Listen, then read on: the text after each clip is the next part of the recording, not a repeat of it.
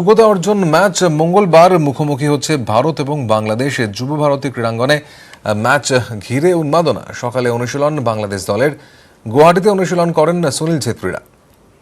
আর যুব ভারতীতে রয়েছে বাংলাদেশ টিম। বিশ্বকাপের যোগ্যতা অর্জনের এই ম্যাচ এবং সেখানে একটা আলাদা উত্তেজনা রয়েছে ভারত এবং বাংলাদেশের এই ফুটবল ম্যাচ ঘিরে। আমাদের সঙ্গে এই মুহূর্তে রয়েছেন যুব ভারতী থেকে আমাদের প্রতিনিধি পারাদীপ ঘোষ।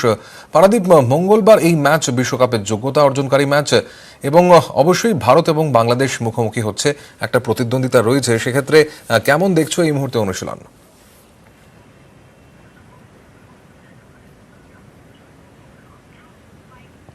দেখো সম্মানিত, ভারত বাংলাদেশ ম্যাচ আগামী মঙ্গলবার ম্যাচ যুব ভারতীতে সন্ধ্যে 7:30, এবং এই ম্যাচগুলি কিন্তু প্রচুর উদ্দীপনা তৈরি হয়েছে, উৎসাহ তৈরি হয়েছে, এবং যুব ভারতী কিন্তু কানায় কানায় ওই দিন ভরে যাওয়ার কথা। এবং বাংলাদেশ দল তাদের 13 তারিখ আসার কথা ছিল, তারা কিন্তু একদিন আগেই কলকাতায় চলে এসেছে এবং আজকে তারা তাদের প্রথম প্র্যাকটিস সেশন সেটাও সেরে ফেলেছে।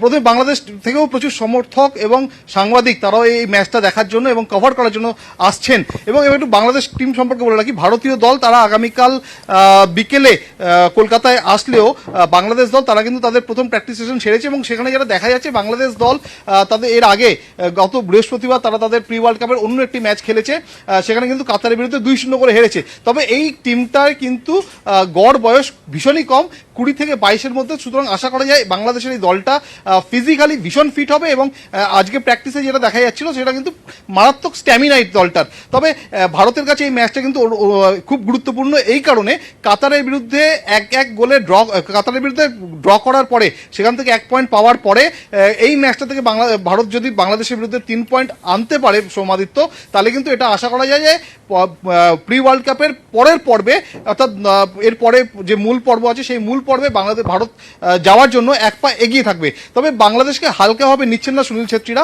এই ম্যাচটা সন্দেশ জিঙ্গান, ভারতীয় ডিফেন্সে যিনি মূল স্তম্ভ, তাকে পাওয়া যাবে না। তবে বাংলাদেশের এই দলটাও কিন্তু মোটেই হালকাভাবে নেওয়ার জায়গা নেই। এই কারণেই নেই, বাংলাদেশের এই দলটা কিন্তু এখন বিদেশি কোচ এসছেন ইউকের জিমি ডে, তিনি দলটার কোচিংয়ের দায়িত্বে রয়েছেন, এবং জিমি ডের সঙ্গে কথা বলছেন। তিনি একটা সময় 1997-98-তে আর্সেন ওয়েঙ্গারের কোচিংয়ে তিনি আর্সেনাল টিমে খেলেছেন। তার সঙ্গে তখন Dennis Bergkamp, Peter Vieira, Patrick Vieira এরা কিন্তু এই সময়টা খেলতো জেমি ডের সঙ্গে। সুতরাং আশা করা যায় যে আর্সেন ওয়েঙ্গারের কোচিংয়ে যিনি খেলেছেন তিনি কিন্তু ভারতকে, সুনীল ছেত্রীদের ইগল স্টিমাচের দলকে মঙ্গলবার যুব ভারতীতে সহজে ছেড়ে দেবেন না সমাদিত্য।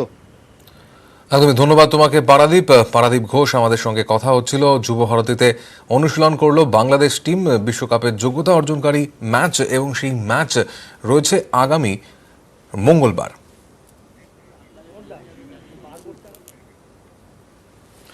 আসি পরের খবরে। তারা মায়ের আবির্ভাব তিথিতে জমজমাট তারাপীঠ।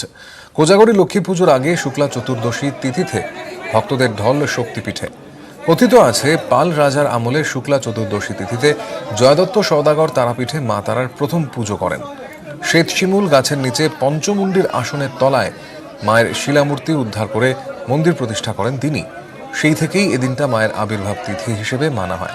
গর্ভগৃহ থেকে তারামাকে আনা হয় চারিদিক খোলা বিরাম মঞ্চে। স্নানের পর রাজবেশ, উত্তরমুখী মায়ের মুখ এদিন থাকে পশ্চিমমুখী। এদিন দুপুরে চিরাচরিত অন্নভোগের বদলে লুচি, নাড়ু, মিষ্টি ভোগ। রাতের অন্নভোগে পোলাও, খিচুড়ি, মাছ, পাঁঠার মাংস। তারামার আবির্ভাব তিথি উপলক্ষে নিরাপত্তার চাদরে মুড়ে ফেলা হয়েছে গোটা মন্দির চত্বর। কয়েক লক্ষ মানুষের সমাগম হয়েছে এই শক্তিপীঠে।